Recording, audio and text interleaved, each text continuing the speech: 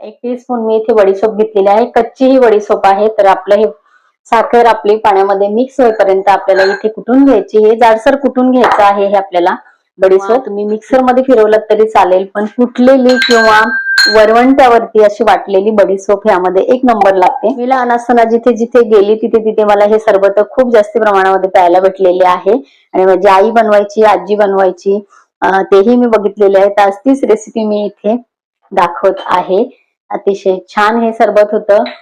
Soap ही आपल्या शरीराला थंडावा देणारी असते, त्यामुळे हे सरबत खूप खूप चांगलं आहे।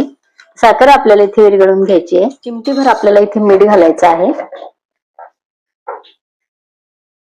आणि आता आपल्याला लिंबू कापून घ्यायचंय। लिंबू कापण्याच्या आधी थोडंसं आपण असं मऊ करून घेतलं तर लिंबू छान याचा रस ज्यूस आपल्याला काढता येतो। कपड्यावरती घेऊन आपण इथे लिंबू कापायचा आहे